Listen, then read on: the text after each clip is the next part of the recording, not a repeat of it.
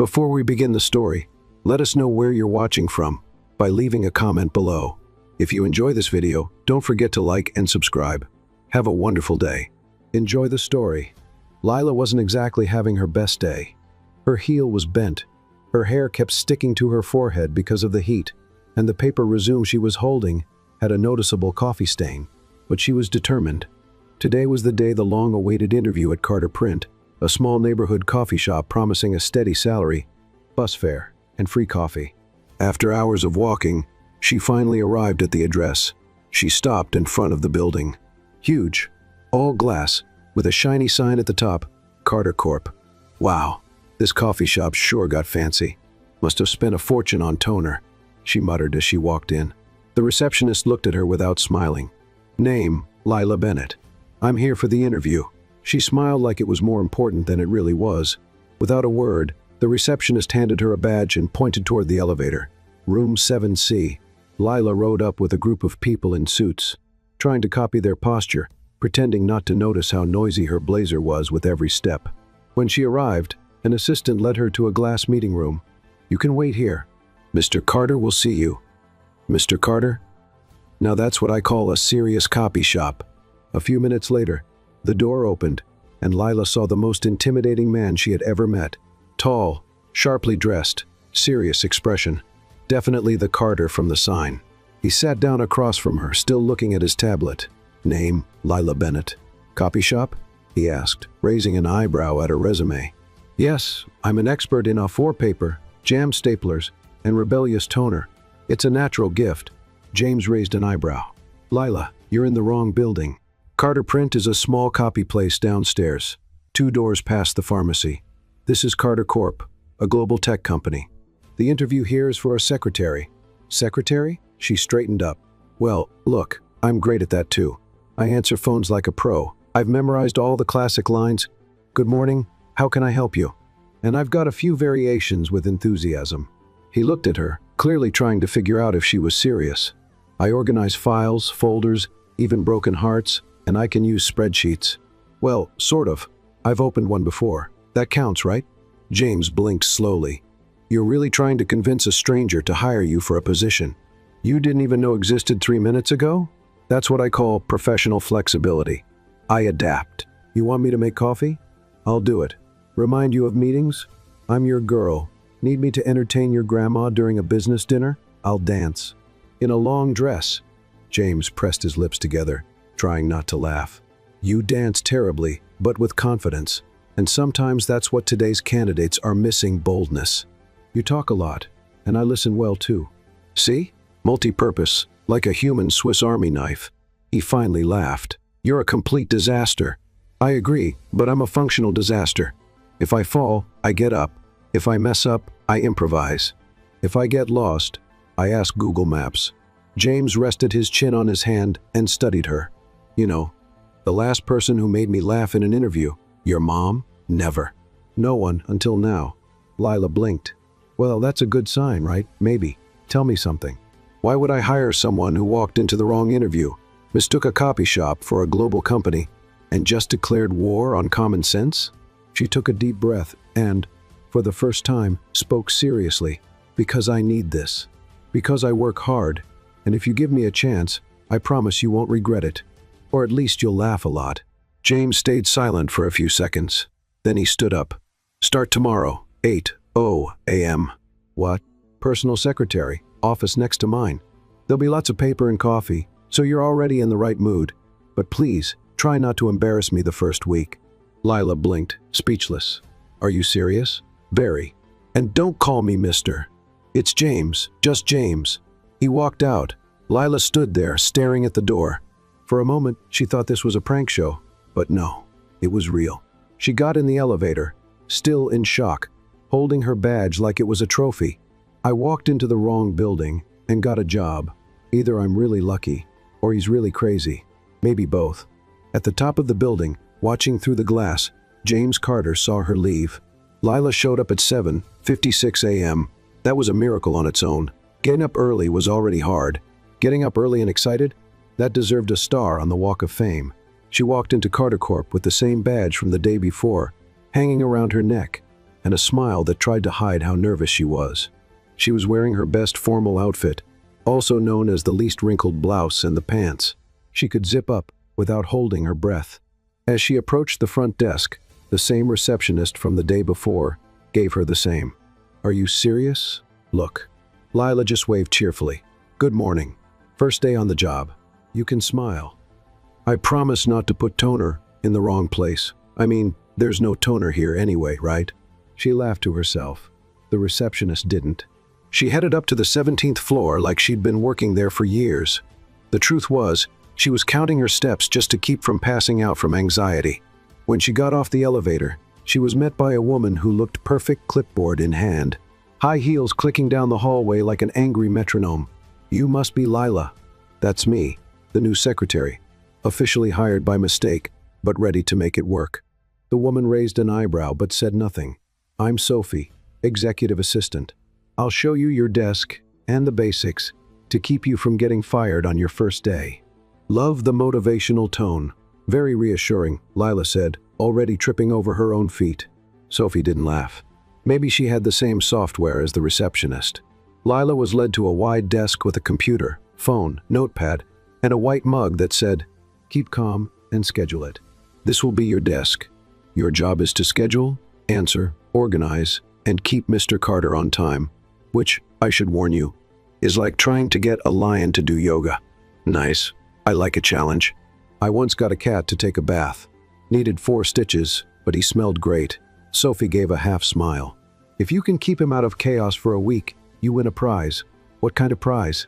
"The right to keep your job." Lila pretended to make a mental note, nodding seriously. For the next 2 hours, she tried her best to figure out the company system. She clicked on the wrong things, restarted her computer by accident, called HR thinking it was housekeeping, and somehow scheduled a meeting with someone who didn't even exist in the system. "Star counselor is not an executive, Lila," Sophie said, looking at the screen. "Did you type that? I thought it was a futuristic title.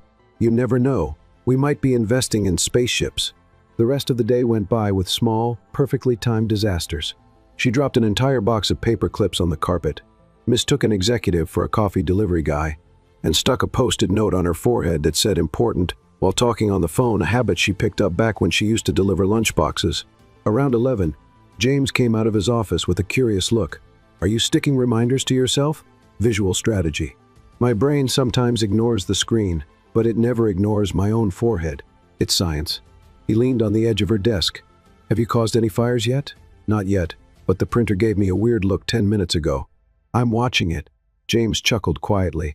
"And the calls?" "Took 2. One was your grandma. She wants to know if you're eating well.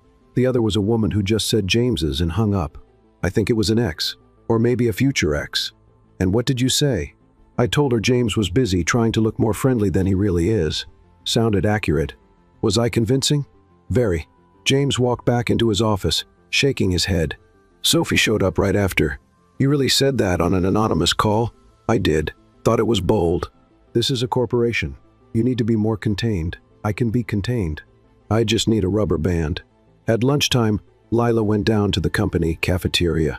The line was full of people in suits, serious looks on their faces, glued to their phones. She grabbed a plate and said to the server, "Hi there. I'll take the stress with tense sauce and a side of hopeless intern, please." The woman at the counter laughed for the first time that day.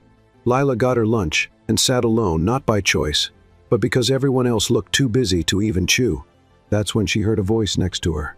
"Did you really say he looked like a James trying to be friendly?" It was a guy with a tech vibe and a badge that said Lucas. He sat next to her, with an amused smile. "I did, and I haven't been fired, which honestly feels like a win. I heard some chatter.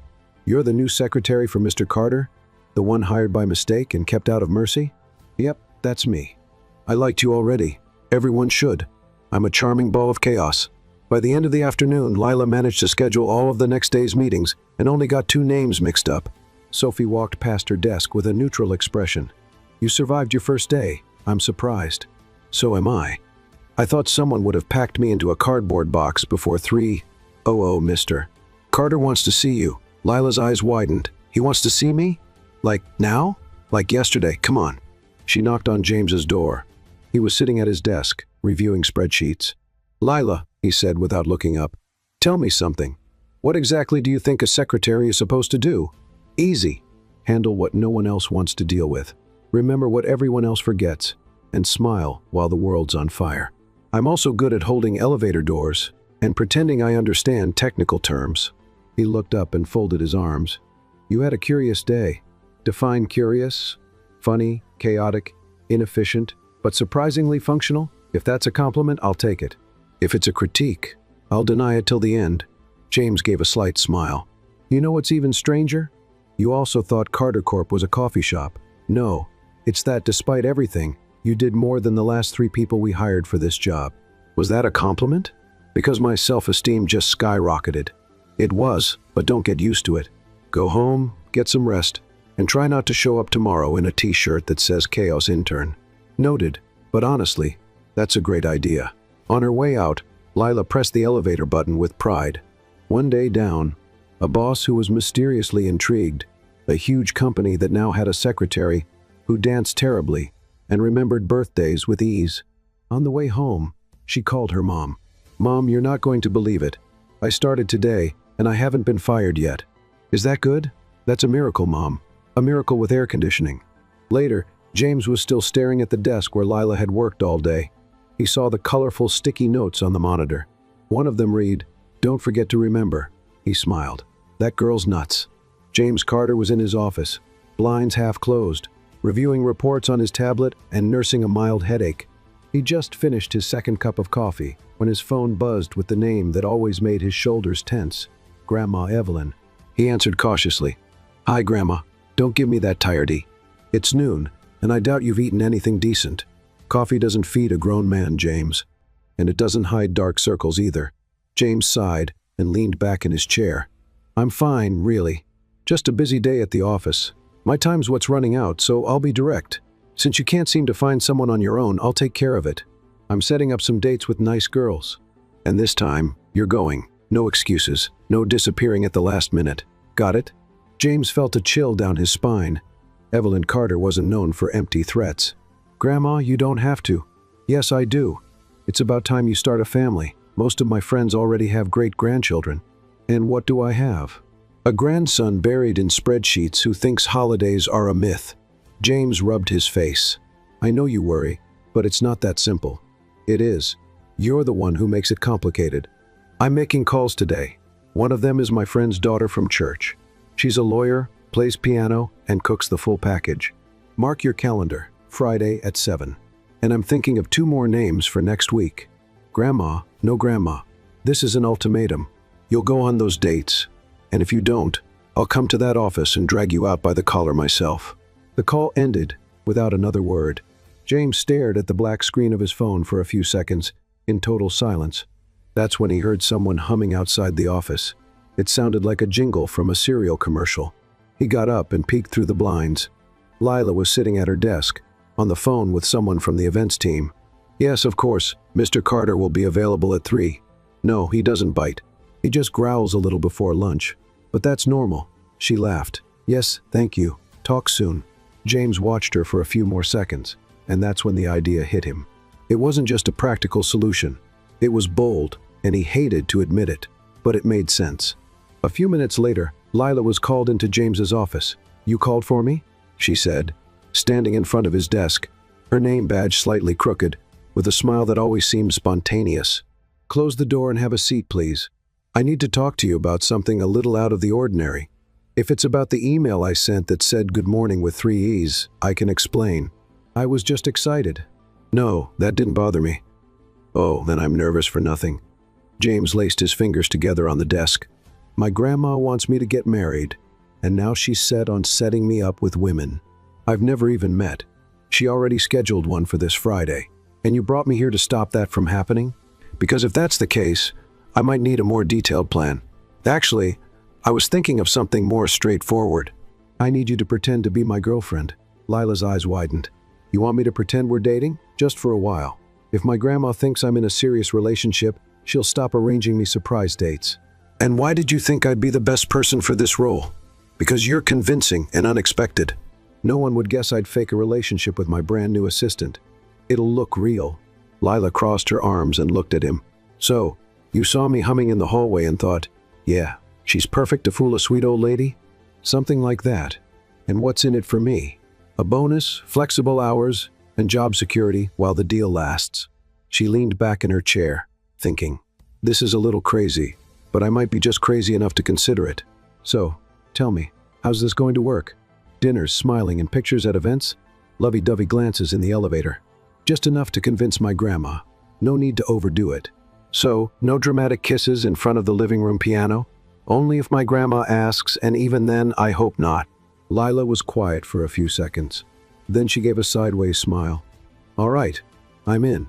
But I have a few conditions. Conditions? Yes. 1. No meetups before 9:00 in the morning. 2. If someone asks if I'm in love, I want to say you won me over with quarterly reports. And 3. In public, you'll smile at least with your eyes. James took a deep breath and held out his hand. Deal. She shook it firmly. We're going to fool a sweet old lady together. How lovely. On Friday, Lila got ready carefully. Nothing over the top, a simple dark blue dress, a loose bun, and a touch of soft lipstick. When she came downstairs, she saw James waiting with the car out front. You look appropriate, he said, avoiding a compliment as usual. And you look exactly like always, CEO face, CEO outfit, and that expression like you've already planned dinner, breakfast, and lunch for Sunday in 2045. Shall we? Sure. I'm excited for my first dinner as the hired girlfriend. Can I say you snore? I don't snore. Denial is the first symptom. The Carter family home was in an upscale neighborhood, surrounded by neat trees and carefully designed gardens. Lila felt like she'd stepped into a home design magazine. Evelyn greeted them with a warm smile and a hug that was firmer than Lila expected from someone over 80. Finally, a real young lady next to my grandson. I was starting to think he was made of ice. He's more like dry ice seems cold, but get too close, and you're lost in a fog of confusion, Lila said with a smile. Evelyn laughed loudly. During dinner, Lila was perfect, polite, fun, honest. She talked about her childhood, her goals, even pretended to like economics books just to impress. Evelyn seemed more and more charmed. You two make a lovely couple. Have you thought about making it official? She asked. James choked on his wine. Lila calmly smiled. We prefer to take things slow, but trust me, he's practically a husband already. Yesterday, he asked if we had milk in the fridge, a clear sign of commitment. Evelyn laughed again, patting James's shoulder. Finally, someone who balances out your seriousness with a sense of humor. I like her. On the way back, the car was comfortably quiet. Your grandma is amazing and dangerous. She likes me a lot. I noticed. Congratulations. You're the first woman in 5 years to get a direct compliment from her. I feel like I won an invisible trophy. But, James? Yes? If we're keeping up this act, we need to get our story straight. How we met, our first kiss, that kind of thing. All right, we'll build a timeline. And if someone asks if we've slept together, you can say yes. Just skip the details. Lila laughed. Details are my specialty. The next morning, James walked into his office and found an envelope on his desk. Inside was a handwritten list titled, Our Story Official Version. We met at the office coffee shop. You offered me sugar. Our first conversation was about the weather, so romantic. You asked me to lunch a week later. I said yes because you looked lonely and like you lived on protein bars. Our first kiss was in the elevator. I tripped. You caught me. Classic. We don't have nicknames for each other yet, but if anyone asks, you call me Lee and I'll call you Mr. Grumpy. James smiled without realizing it. He picked up a pen and wrote at the bottom, and if they ask how I feel about you, I'll say she makes me laugh. And for me, that means a lot. Lila never saw the note, but if she had, she would have been surprised by how much honesty was hiding behind all that formality. James was still holding the list when he heard 3 quick knocks at his office door. Excuse me, Lila's voice came in before he could answer. She stepped in, holding 2 mugs. I brought coffee, one with sugar, one without. I can't remember which one you prefer, so pick fast. If it's the wrong one, pretend it's fine, and pretend you forgive me. James quietly lowered the piece of paper and picked the mug on the right. No sugar. You got it right. Great. That counts as bonus points in our imaginary relationship.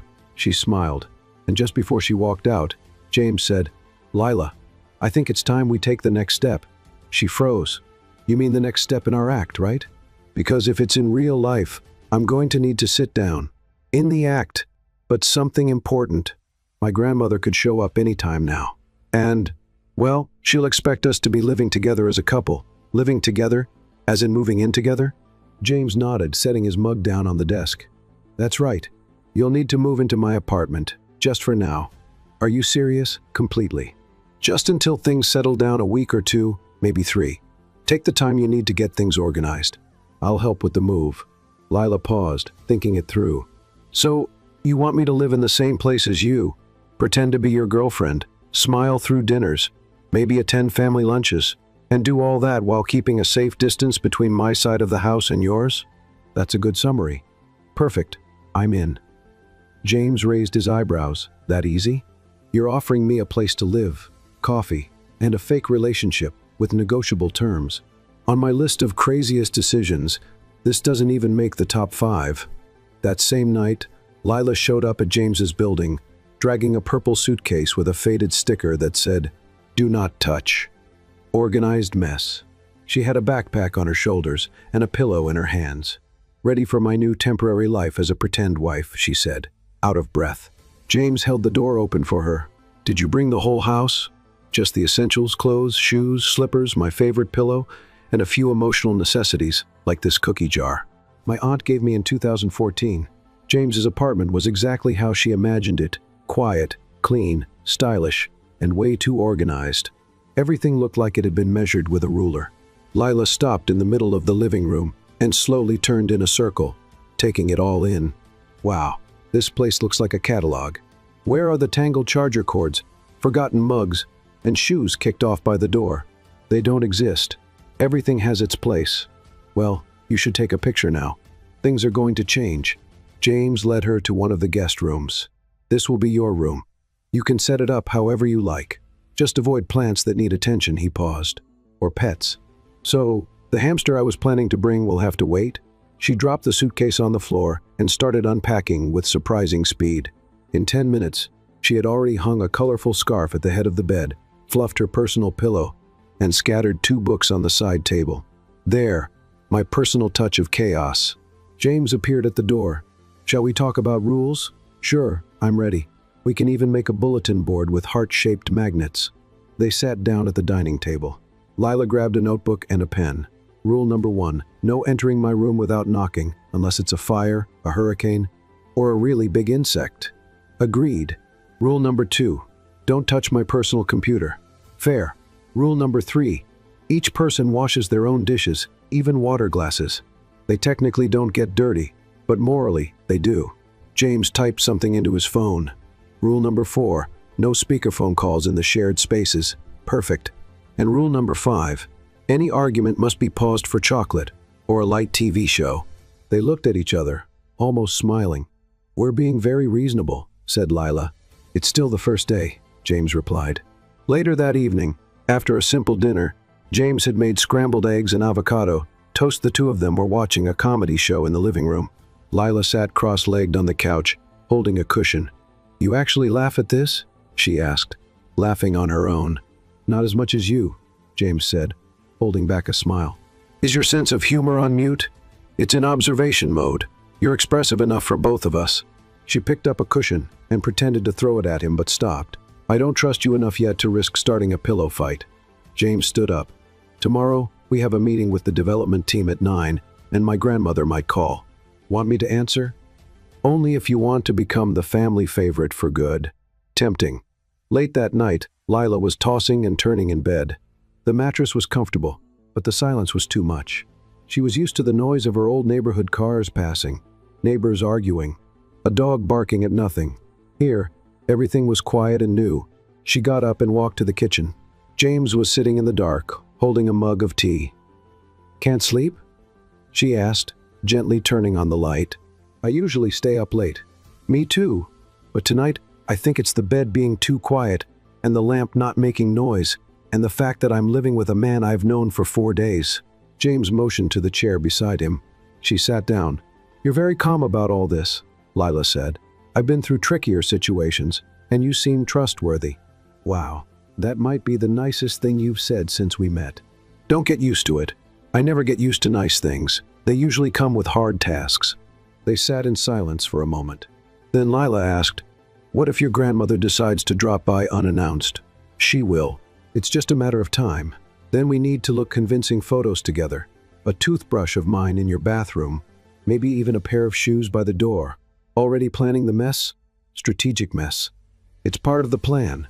"Fine, but don't call me honey in front of her. And you don't call me darling unless the situation demands it," Lila smiled. "All right. Now go back to bed. We have a routine to pretend tomorrow." In the morning, Lila woke to the sound of James's alarm coming from the other room. She got dressed quickly, tied her hair up, and walked into the kitchen. He was already there, dressed in a gray suit and polished shoes. "You get ready with terrifying efficiency," she said. "Habit.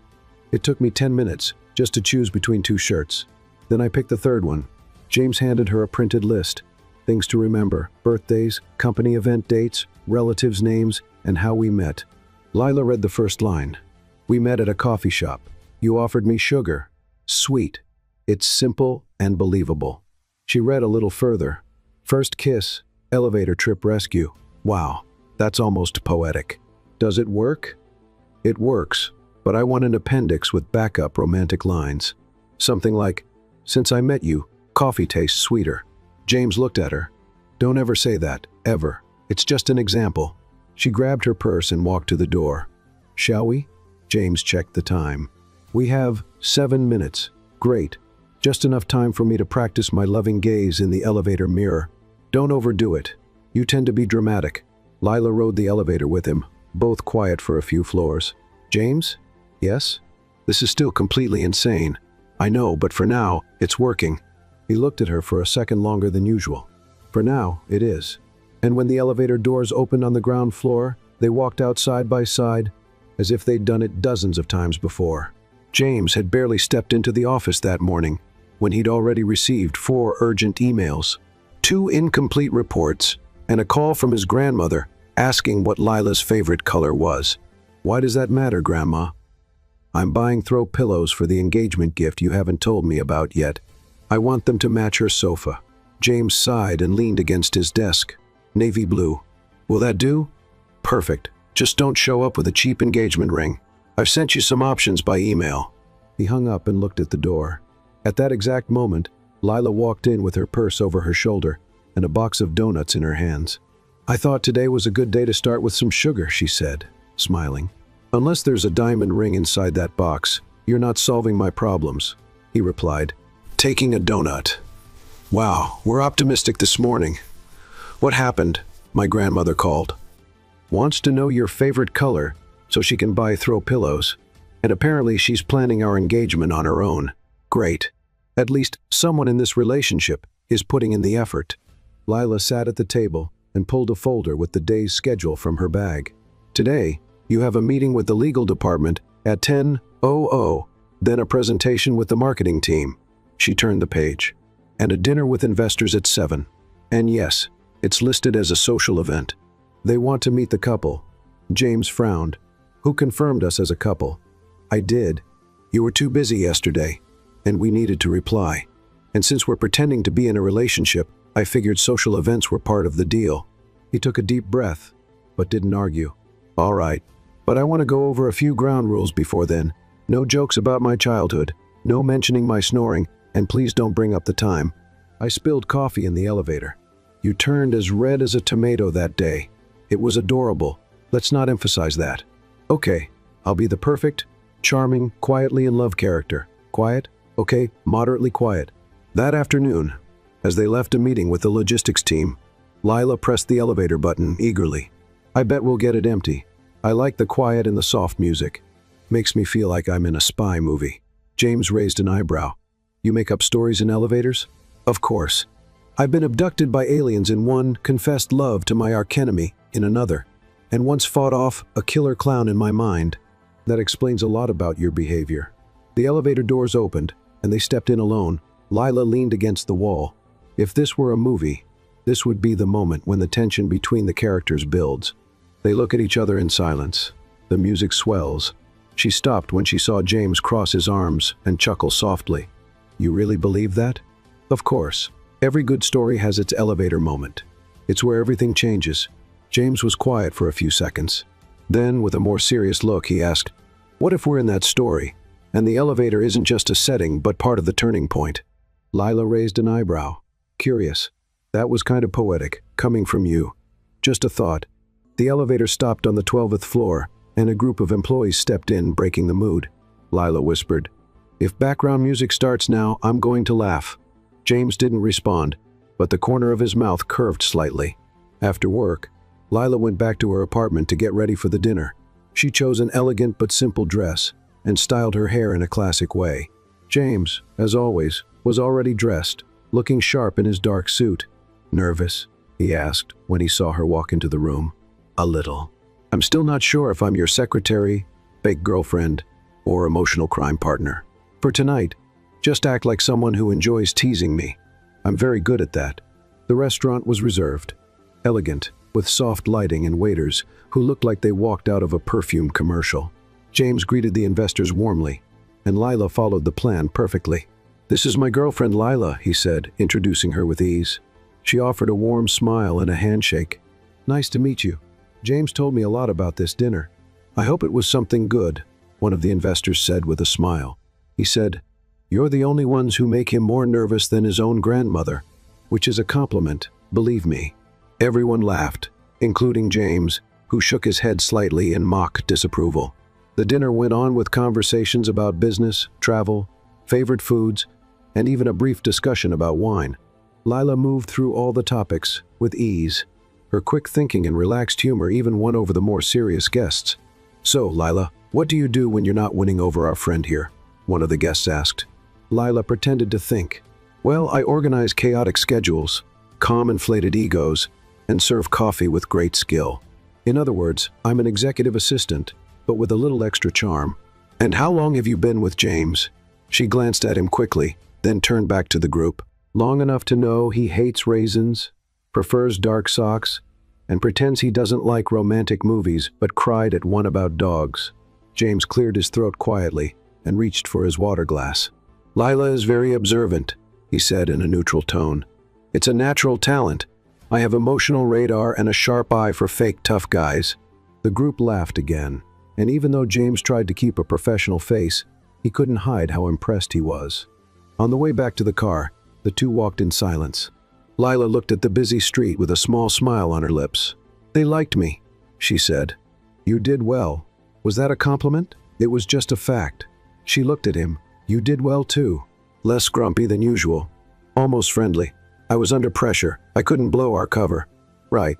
And when you defended me from that joke about my music taste, that was an automatic reaction?" "You've been having a lot of automatic reactions lately. You'll end up getting used to me." James didn't answer. He just looked out the window for a few seconds. "Lila?" "Yes? Doesn't this bother you?" "What do you mean?"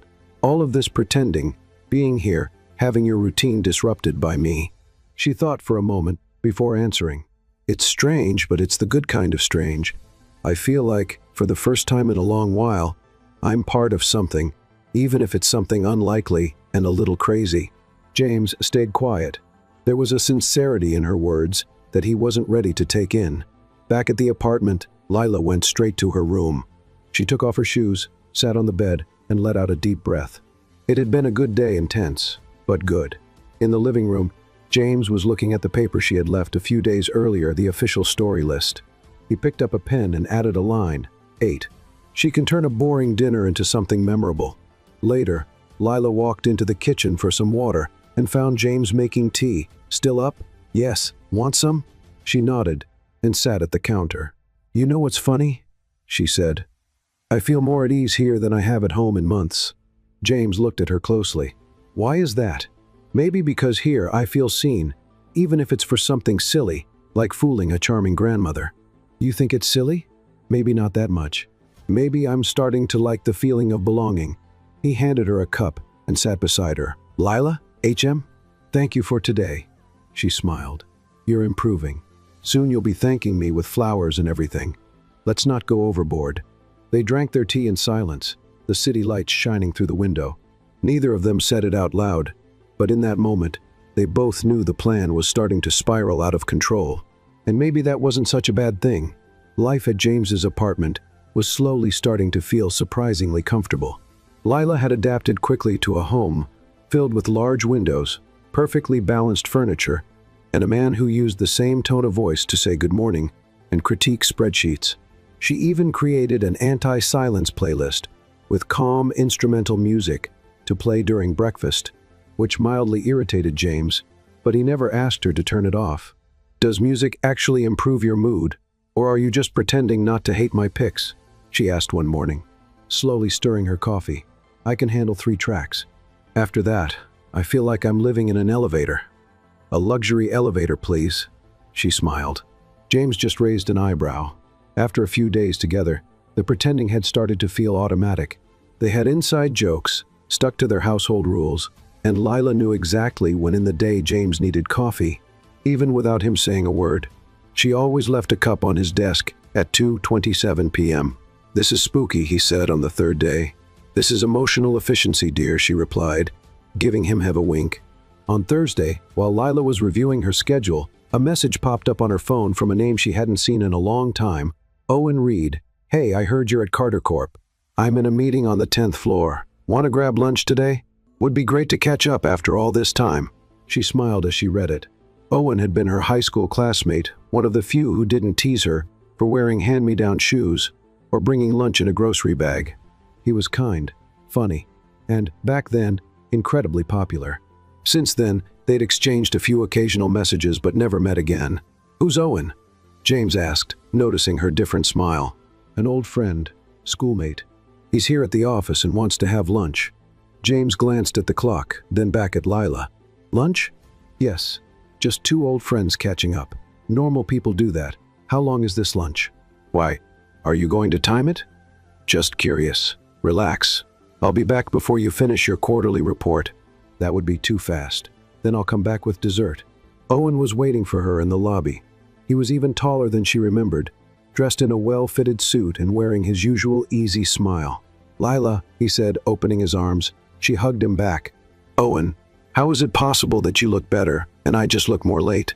You look great, and you still have that same energy." "It's so good to see you." The two of them walked to a restaurant just 2 blocks away. They talked about school, about the years that had passed, and about how he was now running a fast-growing startup in the educational technology sector. "And you?" he asked. "I read you're at Carter Corp. How did that happen?" Lila laughed. "Long story. It involves the wrong building, a mistaken interview, and a secretary position offered by a very unconventional CEO. Sounds like the start of a romantic comedy. I hope it stays a comedy. Too much romance can be complicated." Owen smiled. "And this CEO, is he your direct boss?" "James Carter. That's him." "Wow, I've heard of him. Focused, private, efficient. They say he can't stand distractions. And yet he hired me. Go figure. Maybe he sees in you what others don't." She blushed slightly and changed the subject. Back at the office, Lila found James standing in front of her desk. "You came back on time. Impressive. Did you miss me?" "I was monitoring punctuality." "Does Owen make you uncomfortable?" "No. Why would he?" "Because your eyebrows are more tense than usual. Maybe it's just concentration. Or jealousy." James stepped a little closer. "Lila, this is just a contract." She smiled, but didn't answer. By the end of the day, James was still uneasy. He wouldn't admit it under pressure, but something about the way Lila talked about Owen bothered him more than he wanted to admit. Meanwhile, Lila was typing something on her computer with headphones on. James tapped the edge of her desk to get her attention. "We're going out for dinner tonight." "What? Dinner? Out?" "Restaurant, waiters, dim lights, company card." "Is that an order or an invitation?" "It's part of the role. We need to be seen in public every now and then. It's part of the act." She smiled.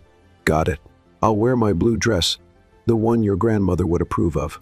The restaurant James chose was elegant but low-key soft lighting and instrumental music. Lila felt like she was in one of those movies where everything slowly starts to change. During dinner, she said, "You've been different since lunch." "Different how?" "Quieter, less sarcastic, almost introspective. Maybe it's the setting. Or maybe I'm digesting emotions." She laughed. "Are you admitting you feel something?" "I'm saying my stomach feels the weight of responsibility." "I'd say you felt something when you saw Owen." James kept his eyes on her. "And you? What did you feel when you saw him?" Lila was quiet for a moment. Nostalgia. He was one of the few people who were kind to me in school, but honestly, he didn't make me laugh like you do. James hadn't expected that answer, and for a moment, he didn't know how to respond. Did you just compliment me? Better remember it. It won't happen every day. Noted. On the way home, while riding the elevator, Lila leaned against the wall with her arms crossed. You know, you act strange when you're jealous. I wasn't jealous. Of course not. You just answered 3 times more bluntly than usual and suggested a last-minute dinner like you were trying to buy my attention. James looked at her. You're really good at reading people. Only the ones who try hard to hide how they feel. He took a deep breath. Lila, this isn't part of the plan. What, exactly? Feelings? Jealousy? Confusion? I know, but we're human, and humans complicate even the simplest things. The elevator reached their floor. They walked out without saying another word. Later that night, back home, James walked into the kitchen and found Lila sitting at the counter, eating cereal straight from the box. Too early for breakfast, too late for dinner, he said. It's the meal of emotional confusion. It fits the mood. He poured himself a glass of water and leaned against the counter. About today. It's okay, she cut in. I get it. We're just pretending, Lila. She stood up. I know the plan was simple, but life never is. And look, I'm willing to keep pretending, but don't ask me to ignore that it's starting to feel more real every day. James watched her for a long moment. I didn't want you to get hurt. What if it's you who ends up hurt? She gave a half smile and walked out of the kitchen, leaving James alone with more questions than answers. In her room, Lila lay down, hugging a pillow. For the first time, she couldn't tell the difference between what was pretend and what was starting to feel real. And on the other side of the wall, James couldn't sleep either. They were pretending, but deep down, they both knew this was no longer just an agreement. It was becoming something neither of them had planned for. It was a Friday night, and the Carter Corp building was almost completely dark. Most apartments had wrapped up for the day. The elevators made less noise, and silence filled the hallways except for one room where the light was still on. James was at his desk, tie loosened, going over a detailed report on expansion investments. It was already past 8, but the pile of documents kept growing instead of shrinking. He took another sip of cold coffee and rubbed his face. Lila appeared at the door with a glass of juice and a chocolate bar in her hand. Nighttime intervention, she said, handing him the juice. No one's productive with bags under their eyes that big.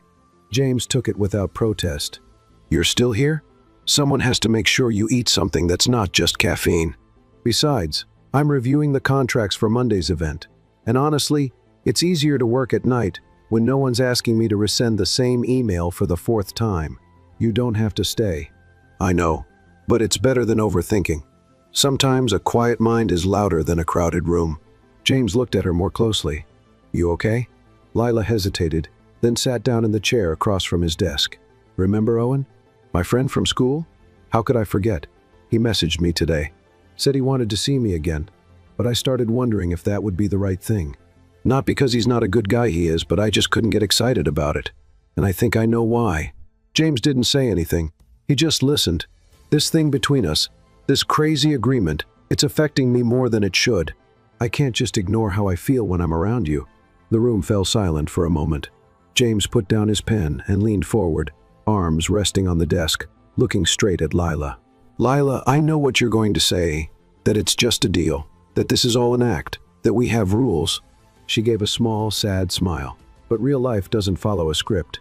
And even when everything's fake, sometimes the feelings are real. James took a deep breath. I never wanted to drag you into anything that might hurt you. That was never my intention. I know you're a good man, James. Behind that steel posture, there's someone who cares, someone who writes beautiful sentences and lists no one ever sees. James looked surprised. You saw them? No, but I felt them. And that's enough. He stood up and walked to the window, looking out at the city lights. I've never been good at this feelings. Connections. I prefer control, spreadsheets, logic. Lila slowly stepped closer, but not everything needs to be controlled. Some things just need to be felt. James turned toward her. His face was serious, but his eyes there was something different in them, a mix of doubt, longing, and an old fear of letting go. It's dangerous, maybe, but what isn't? Without another word, James stepped forward. Lila didn't move away. He raised his hand hesitantly, and gently touched her face. And then, in a quiet moment, he kissed her. It wasn't a planned kiss or a controlled one. It was real, simple, true. And for a moment, everything about contracts, pretending, and expectations disappeared. When they pulled apart, Lila kept her eyes closed for a second. Was that in the script? James gave a slight smile. I think we just went off script. She opened her eyes, trying to manage the confusion inside her. And now? Now, he said, returning to his calm tone. We face the consequences together. Lila nodded slowly. Okay, but tomorrow, I promise not to hum in the hallway. That might just make things more confusing. James laughed. You're already part of my routine, even if it complicates everything. They went back to their tasks, but something had shifted. There was a new feeling in the air, a kind of unexpected peace, as if, even in the middle of the chaos they'd created, they had found a small space of truth. Monday morning came quietly at James's apartment. The smell of coffee hadn't filled the kitchen yet, and the sound of the radio, which Lila always kept low, wasn't playing. James sat at the table, reading the newspaper with a fixed gaze, but nothing was sinking in. He turned the page, but his mind was still stuck on Friday night. The kiss. That kiss. It hadn't been planned. And maybe that's exactly why it shook him so much. Across the apartment, Lila was looking at her reflection in the mirror as she tied her hair into a quick bun. She was nervous more than she wanted to admit. Since that moment in the office, James had kept his distance. Not cold, just different. Over the weekend, he avoided any mention of what had happened, no comments, no conversations. Everything seemed carefully ignored. She walked quietly into the kitchen and found James already dressed to leave. He was standing still, holding a cup, staring out the window. Good morning, Lila said with a soft smile. Good morning. The reply came quickly, but without looking at her, without the usual tone, without that light teasing that had become natural between them. She slowly opened the fridge, pretending to look for something, then grabbed an apple. Did you sleep well? More or less. Silence. She took a bite of the apple, trying to think of a way to break the tension. About Friday. James turned around immediately. Lila, I think it's better if we don't talk about that. She paused. Not talk about it? It was a moment, a distraction. It's not part of our arrangement. Lila set the apple down on the counter. And since when does life follow arrangements? We both know something's happening. Ignoring it will only make things worse. James crossed his arms. I need this to stay simple. Simple? She gave a humorous laugh. You brought me into your apartment, asked me to pretend to be your girlfriend, involved me with your grandmother, your co-workers, your life, and now you want everything to stay simple? I didn't want this. I didn't expect to feel anything. Neither did I. But feeling something isn't a mistake, James. He was silent for a few seconds, then spoke more softly. I feel like I'm starting to lose control, and that's dangerous. Lila stepped closer, her eyes steady. Maybe that's the problem. You're so used to controlling everything. You forgot what it's like to just live. James took a deep breath. I think this has gone too far. The words landed heavy between them. What are you saying? That maybe we should stop? The act, the agreement, all of it? Lila felt a tightness in her chest. So, you want me to leave? I think it's what's best for both of us. She nodded, trying to keep her dignity. Of course. It's fine. I understand. James looked at her for a moment, as if waiting for something, but Lila simply turned and walked out of the room. 2 hours later, Lila had packed her things. The purple suitcase was back in the living room, along with her pillow and the box of cookies. She walked through the apartment calmly, though everything inside her ached. On the kitchen table, she left an envelope with what she called an emotional receipt. Inside, a simple note. It was a good lie, so good that, for a moment, I believed it. Take care of your grandmother and of yourself, too. James found the note later that night. He read it once, twice, 3 times, then placed it in the drawer next to the list. Lila had written at the beginning of it all. The next few days passed slowly. Lila returned to her small apartment, back to her modest routine, far from the bright halls of Carter Corp. She kept working, now remotely. James had kept her on, but with distant formal emails, cold messages, and she also avoided any attempt to get closer. You seem quiet, her friend Nora said during lunch on Saturday. I'm just trying to clear my head. That has a name, Lila. It's called disappointment. It wasn't disappointment. It was an illusion. The problem is, it felt so real. Nora held her hand. Maybe it was real, but sometimes people just don't know how to handle what they feel. Lila gave a sad smile. And sometimes they just prefer not to feel at all. At Carter Corp, James kept up his usual routine, but he was different, quieter, more serious than usual, which was saying something. Sophie noticed first, then the others. He turned down lunch invitations, ended meetings early, and avoided any mention of Lila. But inside his drawer, her notes remained untouched. On Friday, Evelyn called. "So how are things with Lila?" James hesitated. "It's over." Silence on the other end. "You're saying that with the same cold tone you used to talk about quarterly numbers, James. It was for the best." "For who?" James didn't know what to say. "You know what I miss, James?" "What?" "When you were a little boy and you cried when a toy broke, because you really cried. No shame. Now you break everything inside yourself and just go quiet." James swallowed hard. "I have to go, Grandma. Of course. But think about what you're losing. And if not for yourself, think of her. She looked alive when she was with you. And you looked human when you were with her." That night, James sat alone in his apartment.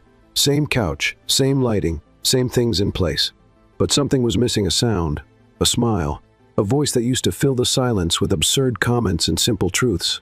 He looked at his phone several times, typed messages, deleted them, rewrote, gave up. For the first time, the man who controlled everything didn't know how to fix what had been broken. And for the first time, Lila wondered if what they had built, even if it started as a lie, wasn't, deep down, the truest thing she had ever felt. Lila's apartment was small, but that Monday morning, it seemed a bit brighter. Maybe it was the sunlight coming through the window, or maybe the fresh coffee she had made herself. Or maybe, for the first time in days, she felt like she was standing on her own 2 feet again. She was finishing up reviewing her resume when she got a message from Owen. The position in the communications department just opened up. "They're looking for someone creative and proactive. Do you have time to talk today?" Lila smiled. "Creative and proactive? I've got plenty of that," she murmured to herself. Ever since she had left James's apartment, she'd been trying not to fall into the emptiness that was left behind. Yes, it still hurt. Yes, there were still nights when she reopened the note she had left for him, wondering if he'd even read it. But now she knew she couldn't stop there. She put on her best light blue blouse, tied her hair back with a firm elastic, and popped in her headphones to boost her mood on the way. This time, it was for her. At Owen's office, a fast-growing startup, the environment was light, modern, and completely different from the seriousness of Carter Corp. There were colorful paintings, plants everywhere, and even a shelf full of books on creativity and innovation. Owen greeted her with a warm hug. "You came. I'm glad. I needed a change of atmosphere, and the energy here is different. That's because we work with purpose. We want people who think outside the box. And you, Lila, were never inside it." She laughed, surprised by the compliment. "Is that a good thing?" "It's essential." They talked for almost an hour. Owen explained the projects in progress, the challenges of the field, and especially how she could contribute fresh ideas, particularly in communications and social campaigns. "I'm offering you a trial, a real chance. No pretending. Do you accept?" Lila extended her hand, confident. "I accept." Over the next few weeks, Lila threw herself into the new job. She created content, organized campaigns, led meetings. Her energy was contagious. For the first time, she was truly heard. Her ideas were taken seriously. One day, after a presentation that was praised by everyone, she was walking down the sidewalk with an ice cream in her hand when she stopped in front of a store window. Inside, a TV was showing coverage of a charity event hosted by Carter Corp. James appeared next to a group of executives, serious as always, but empty. Lila stood there for a moment, then took a bite of her ice cream and kept walking. That's it. Life goes on. James, meanwhile, wasn't handling Lila's absence well. The apartment felt bigger than it really was. The couch felt harder, and the silence heavier. At work, he kept up his efficiency, but something had changed. Sophie was the first to notice. "Do you need me to reorganize your schedule, Mr. Carter?" she asked one morning. "Is it already organized?" "It is." "Then there's no need to change anything." "But you've been staring at the same meeting for 15 minutes. And it was yesterday." James closed the tablet. "I'm just distracted." "Since when do you get distracted?" He didn't answer. That afternoon, he walked past the desk that used to be Lila's. It was empty, no sticky notes, no coffee mug, no laughter. He felt something tighten in his chest. It was like a part of his routine had been ripped away without warning. One night, Evelyn called again. "Looks like there's no hope for you. You called just to remind me of that?" "I called because my friend's daughter saw Lila at a tech company event and was amazed," said she was glowing. "And guess what I thought?" "What?" "That you're a fool. You let a woman with her own light slip away, and now she's lighting up someplace else. Congratulations." James held the phone in silence. "You called just to make me uncomfortable?" "I called to remind you that sometimes, to get back what really matters, you have to do what you've never done, lower your guard. I did what I thought was right, then start doing what you feel." She hung up without saying goodbye. At the end of that week, Lila got an unexpected invitation, a special campaign project with a spot on a public panel. It would be the first time she'd speak to an audience as an official representative of a team. She accepted without hesitation. On the day of the event, she wore a light blazer, black pants, and a simple necklace that matched the quiet sparkle in her eyes. Owen walked beside her, proud. "Nervous?" he asked. "A little, but also excited. I'm doing something important for myself. And you look beautiful." She thanked him with a gentle smile. "Thank you, Owen." Across the room, James Carter watched from a distance. Sitting in the back row, he had arrived unannounced. He'd heard about the panel from a colleague, and something had pushed him to come. He wanted to see it with his own eyes. And there she was, radiant, confident, independent. As she spoke about empathetic communication and the impact of truly listening to people, James felt a mix of pride and regret. After the event, he kept his distance. He stayed through the end of her talk and left before she saw him. But that night, he opened the drawer of his desk and reread every note, every message from Lila, as if he were looking for the strength to take the next step. The next morning, Lila arrived at her new office and found an unmarked envelope on her desk. Inside was just one note, written in the handwriting she knew so well. "Some people only realize the value of light after spending too long in the dark. Thank you for bringing light into my life. I'm learning to light my own way now. But if one day you'd like to share that light, I'll be here." She read it, then read it again, sitting in her chair. And then, for the first time since the agreement ended, she smiled from the heart. It was just the beginning, but she knew she was back, and stronger than ever. James received Evelyn's message a little after 8. "Oh, in the morning. I'm not feeling well. Can you come? It's serious." Without hesitation, he canceled his first meeting and drove to his grandmother's house. On the way, he tried to calm the knot in his stomach that kept tightening. Evelyn rarely said something was serious, and when she did, it almost never had to do with her health. When he arrived, he parked in front of the house, heart racing. He opened the door with the copy of the key she had given him years ago. "Grandma?" "In the living room, dear." James walked into the living room and found Evelyn sitting calmly in her armchair, wrapped in a floral blanket, holding a steaming cup of tea. Are you okay?" "I'm alive, which is something at my age, but I've been feeling strange. A sense of something, maybe a hunch." James frowned. "You said in your message it was serious, and it is. Loneliness is serious too. But don't worry, my grandson. Tea helps." James let out a sigh and rolled his eyes slightly. "Grandma." Before he could say more, the doorbell rang. He turned, surprised. "Did you call someone? Would you get that for me, dear?" When James opened the door, there was Lila. She held a bag and looked both confused and cautious. "Lila?" "Hi, James." "Hi. Well, I got a message from your grandmother. She said she needed me. I thought it was something serious." James turned slowly to Evelyn. "You sent a message to both of us?" Evelyn smiled like she had just won a game of chess. "I'm so glad you both came. I really did need some help." "With what exactly?" "There's a problem in my room. Too strange to explain, but could you two take a look?" James hesitated. Lila did too. "Is it urgent?" she asked. "Absolutely. I can't sleep with the idea that something might be lurking." Lila gave James a skeptical look, and he shrugged. "Let's get this over with." Evelyn's bedroom was a spacious, tidy room with a soft lavender scent. Nothing seemed out of place. "So, what's strange in here?" James asked, arms crossed. "Over there in the corner near the wardrobe. I think I heard a noise last night." Lila walked toward the wall, glancing around. "Nothing here." "Everything looks fine, Grandma," James added. "Are you sure?" "Look again, near the dresser too." As they both turned to look at the other side of the room, they heard a loud click. The door slammed shut. "Grandma," James called. From outside, Evelyn's voice came through clearly. "Oh dear," the lock jammed. James ran to the door and turned the handle. "Nothing. Grandma, did you lock us in here?" "No, the lock's been touchy. Must have stuck again. But don't worry. The locksmith will be here tomorrow morning. Just sleep there for the night. The mattress is comfortable." "Evelyn," Lila said, stunned. "Good night, children," the old woman said, far too cheerful for someone who had urgently asked for help. James leaned his forehead against the door for a second. "We've been tricked. With style," Lila added. The room was way too quiet. Lila sat on the edge of the bed and looked around. "Well, at least we have pillows. And only one bed. You can sleep on the floor. Of course, my punishment for trusting my grandmother. Or mine for bringing cookies." Thinking this was a recovery visit, James grabbed a pillow and a blanket and laid down on the carpet beside the bed. "This floor feels like it has invisible thorns.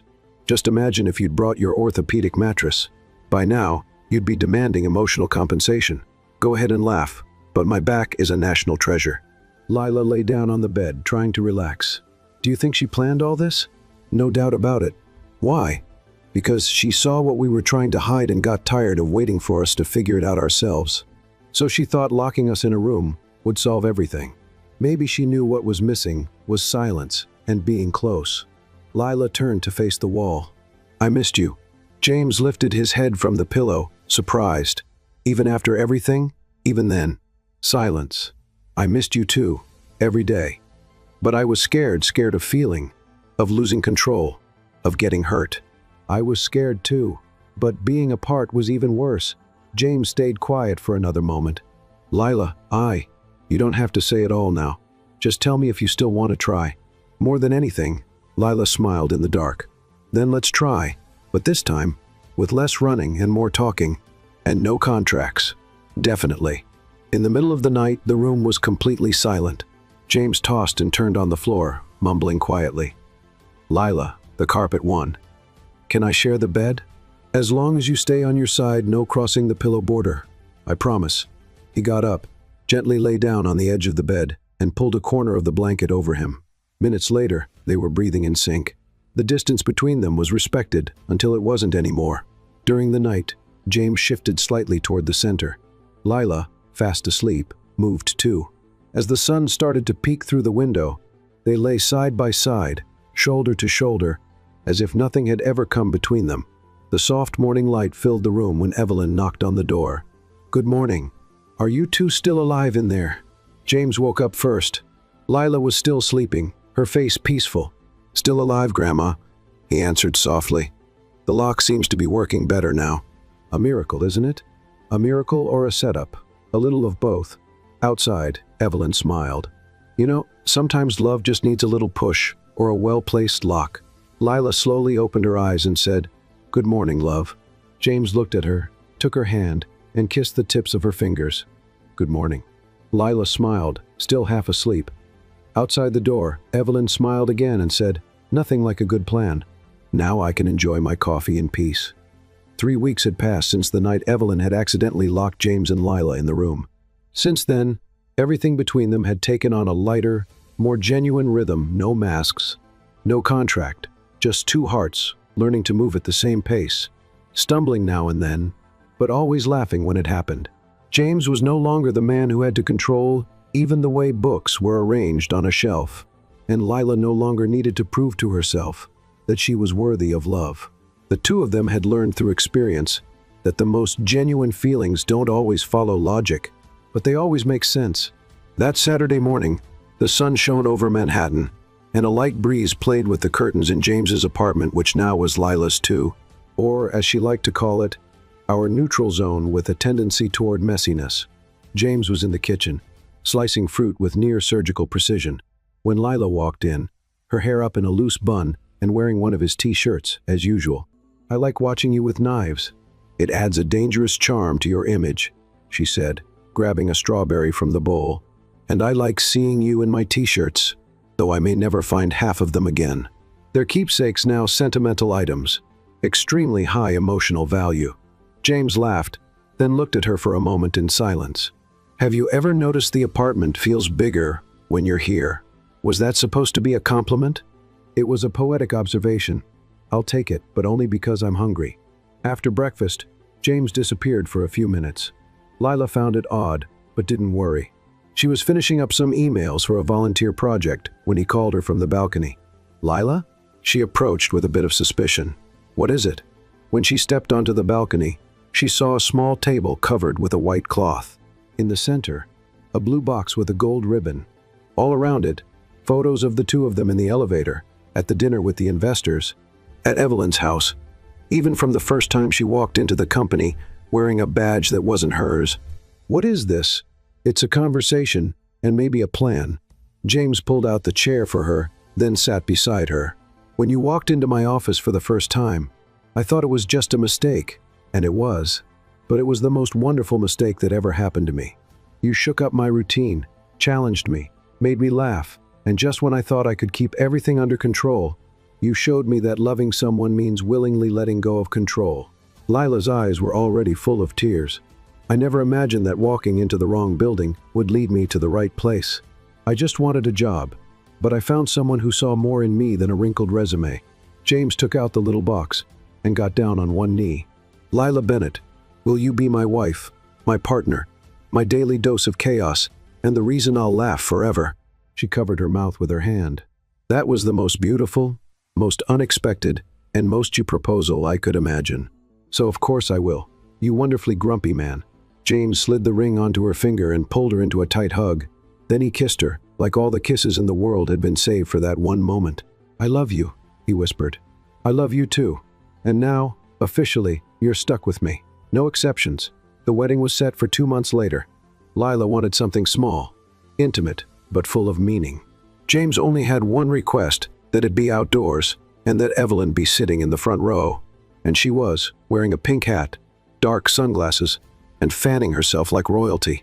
I can't remember the last time I went to a wedding this lovely, she whispered to Sophie, who was smiling beside her. Maybe it's because this one feels more real than any other. Or because I planned the whole thing from the start, Evelyn replied, her eyes sparkling. The ceremony took place in a garden on a property just outside the city, surrounded by white flowers, string lights hanging from trees, and smiles everywhere. Lila walked down the aisle, arm in arm with her mother, wearing a soft, flowing dress with delicate details on the shoulders. James stood at the altar, his eyes locked on hers, as if nothing else existed. As she approached, he took her hand and said, "You look exactly how I imagined, ever since the day you told me you could dance in a long dress." She laughed, holding back tears. "And you look almost friendly. I'm a little suspicious." During their vows, Lila took a deep breath and began. "I've never been the type to make perfect plans. My life has always been full of surprises, improvisation, and missteps. But out of all the mistakes I've made, the best one was walking into the wrong building. Because that's where I found you. And now, more than loving you, I admire who you are. I want to be the person who reminds you every day that you can smile more, complain less, and live with lightness." James smiled, his eyes shining. "And I've never been one to show emotions. I spent my life trying to stay in control, but you taught me that love is the complete opposite. It's free, light, messy. It's laughing in the middle of an argument. It's hidden chocolate in a drawer. It's loud music in the morning. It's you. And I want to spend every day learning how to be the man you already believe I can be." The guests stood and applauded.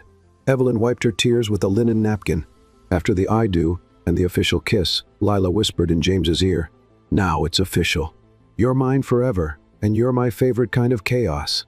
The reception was filled with unforgettable moments. Lila danced with James to a soft song, tripping twice, which only made it more beautiful. Sophie gave a heartfelt speech about second chances. Owen showed up as a surprise, bringing a symbolic gift, a little notebook, with the words "Great stories start with small detours." As night fell and the party lights grew brighter, Lila and James walked into the garden, just the two of them, for a few quiet minutes. They sat on a bench, watching the guests from a distance.